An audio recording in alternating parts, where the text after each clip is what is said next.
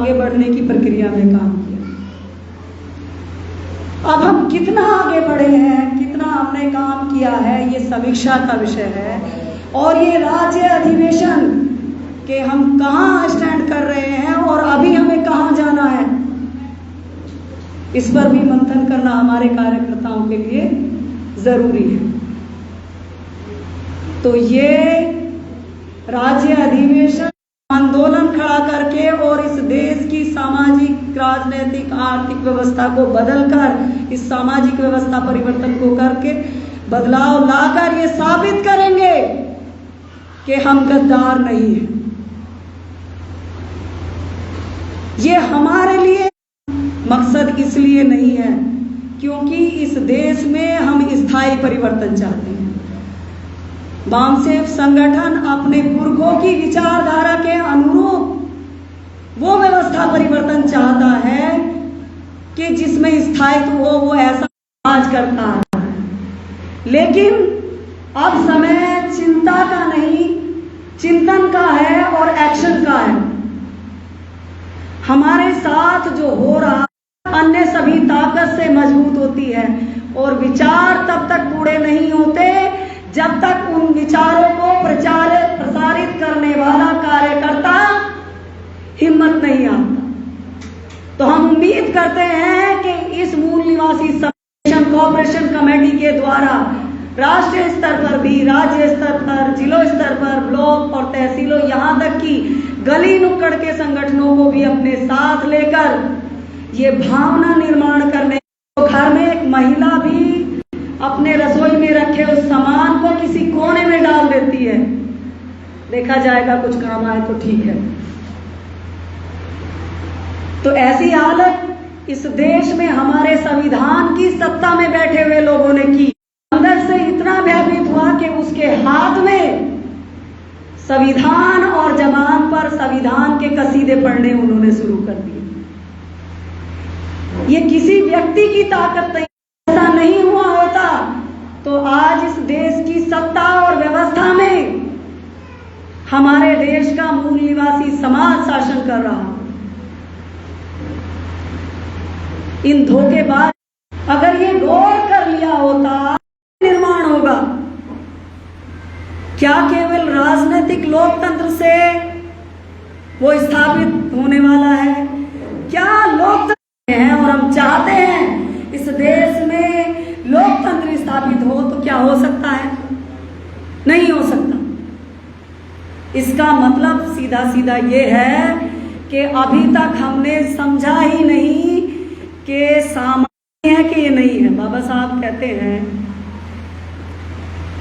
जब देश आजाद हुआ कि ऐसा नहीं है कि इस देश के लोगों को के लिए लोकतंत्र नया है।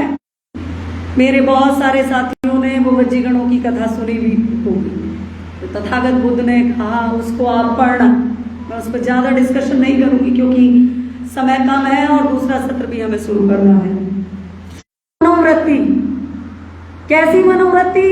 अपनी साथियों के प्रति आदर और सम्मान का भाव। तो क्या ऐसी मनोवृत्ति जो हम अपने साथियों के साथ आती है कि हम समाज में अपने SC, ST, OBC और कन्वर्टेड माइनॉरिटी के लोगों को समझाएं, ये जिम्मेदारी बढ़ जाती है, ना कि दोषारोपण बढ़ जाता है, ना कि हम। जो दूसरी बात आवश्यक है वो है एक सामाजिक संगठन। वो सामाजिक संगठन बंधनों से मुक्त हो, उनमें आपस में अलगाव ना हो, वो अलग थलग ना हो। लेकिन हम समाज को जब देखते हैं, इस देश में अपने मूल निवासी समाज को देखते हैं तो हमें और इस एकांकीपन को हमें छोड़ना पड़ेगा। ये जो अलग रहने की भावना हमारे अंदर है वो कहीं ना कहीं समाज को अंदर से विघटित कर रही है। हम सोच रहे हैं कि हम अकेले रहते हैं, हम पर किसी का जोर जबरदस्ती नहीं है, हम अपने तरीके से जीते हैं। लेकिन हम स्वतंत्रता, समानता, स्वतंत्रता, बंधुत्वता और न्याय का अपने समाज में पालन नहीं करते, तो कैसे उम्मीद करते हैं कि हम सत्ता में बैठकर, जो सत्ता में बैठे हुए राजनीतिक लोकतंत्र भी स्वस्थ लोकतंत्र के रूप में निर्माण हो। बाबा साहब ने इस बात को कहते हुए हमें बताया कि केवल लोकतंत्र, लेकिन ऐसा नहीं है।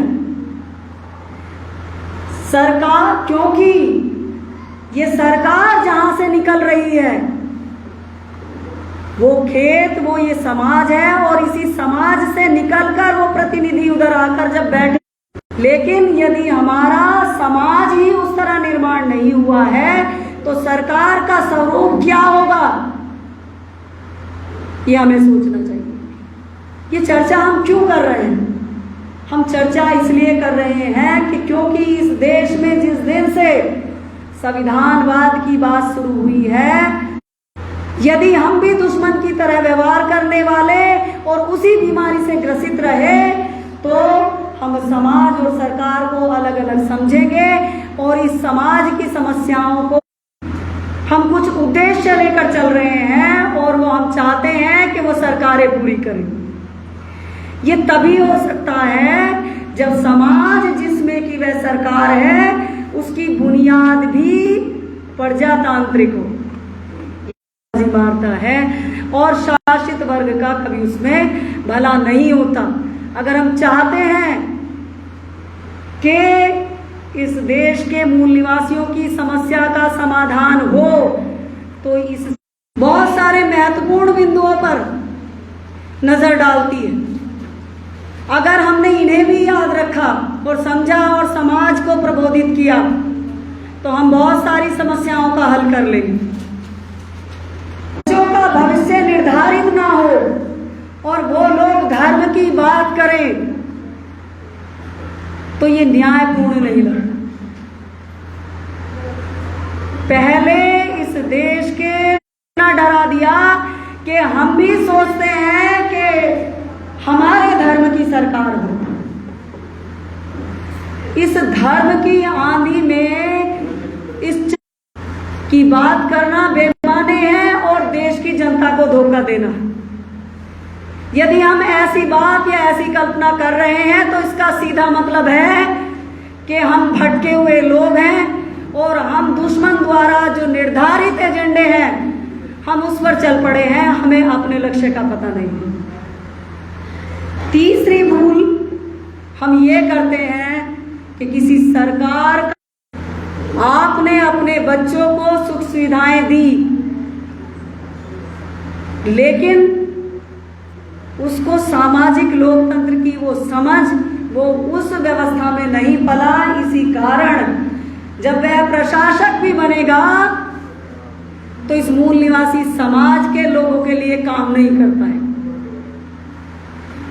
यदि ये समाज हमने तैयार कर लिया होता और इस देश में सामाजिक लोकतंत्र होता तो हमारी ये जो के बाद हम समझाने की प्रक्रिया अपने बच्चों को शुरू करते हैं तो क्या हम उन्हें समझा सकते हैं?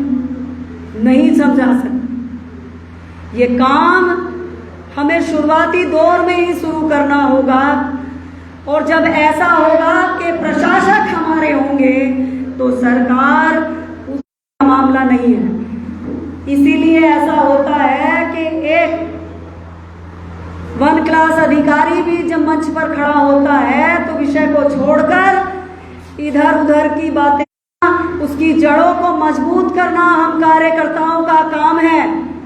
हम जन जन तक जाकर इस समाज के सोचने, व्यवहार करने के तरीके को बदलना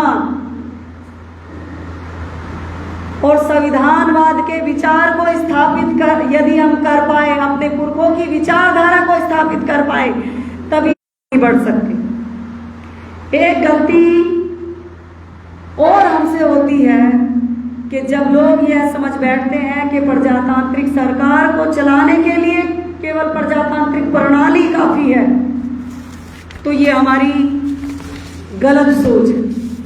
इस गलती को समझने के लिए समझना जरूरी है कि अच्छी सरकारें कौन सी होती हैं। प्रशासन अच्छा नहीं है तब भी उसके कोई सकारात्मक परिणाम ज्यादा नहीं निकल सकते। और यही अच्छी सरकार का मूल मंत्र है। इसीलिए अच्छे कानून निर्माण करने से पहले प्रशासक और समाज का व्यक्ति ये चाहता है, ये मूल निवासी समाज चाहता है, उसकी चाहत है कि हमारी सत्ता और व्यवस्था हो, इस देश में परिवर्तन हो। तो आपको अपनी पूरी ताकत लगाकर इस देश में अच्छा कानून और उसका अच्छा प्रशासन, अच्छी सरकार स्थापित करने के लिए वो ये सामाजिक लोकतंत्र है, तो इस पर पहली निगाह पहले हमारी होनी चाहिए। जितनी जल्दी हम इस समाज को, इस सामाजिक लोकतंत्र को दुरुस्त और मजबूत कर लेंगे, उतनी जल्दी इस देश की सत्ता व्यवस्था और ये हमारी होगी। साथियों, बहुत सारी चीजों से जो अभी हमारा मूल निवासी समाज डरावन कर रहे हैं, जो फसल बो रहे हैं, जो अपने मूल निवासी समाज के संगठनों को एक प्लेटफॉर्म पर लाकर इकट्ठा करके जो ऊर्जा इकट्ठा कर रहे हैं, जो फसल निर्माण कर रहे हैं, उसको काटने का हक भी हमारे समाज के एक कमी हमने समाज में अभी महसूस की है। जब इस देश में हम संविधानवाद को स्थापित कर सकते हैं, तो क्या हम अपनी सत्ता स्थापित नहीं कर सकते? लेकिन हमारा विश्वास इस पार्टी को, इस मूल निवासी समाज के लोगों ने दोबारा अपना खून पिलाकर जिंदा कर दिया। और आज देश में चर्चा सोशल मीडिया के माध्यम से इतनी प्रचारित कर ले जाए, हम भी उतने ही दोषी हैं कि हम कहीं ना कहीं वो अपने दुश्मन के हाथ में सौंप देते हैं। उस पर हमारा विश्वास अधिक है। हम कहीं भी जो गलती हुई है, हमारे कार्यकर्ताओं की जिम्मेदारी है कि इस विश्वास को इस समाज के लोगों में जगाइए कि अगर इस देश में संविधानवाद की क्लस्टर कन्वेंशन के दौरान राष्ट्रीयकरण के मुद्दे को पूरे देश में प्रसारित किया गया और ये बात दुश्मन पार्टी से भी पूछी गई कि क्या आप अगर सत्ता में आते हैं तो क्या वो जाति वही स्थापित है, वो ब्राह्मण जाति कभी इस मूल निवासी समाज को सत्तासीन होने के लिए सबसे बड़ा रोड़ा है। आपका जो विश्वास समाज में ताकत को आपने दुश्मन को जाकर सौंप दिया और उसे जिंदा कर दिया। अब जरूरत है उस ताकत के साथ अपने मूल निवासी समाज के साथ इकट्ठा हो जाइए और इस सामाजिक लोकतंत्र को मजबूत करते हुए इस देश के राजनीतिक लोकतंत्र पर अपनी सत्ता का मैत्री कहा, उस मैत्री को हमें समाज में स्थापित करते हुए, भाईचारे को स्थापित करते हुए इस सामाजिक लोकतंत्र का निर्माण करना है। उसके लिए आप सभी प्रतिबद्ध होंगे और समाज में ईमानदारी से काम करेंगे, ऐसी अपेक्षा के साथ मैं इस विषय को यहीं समाप्त करती हूँ।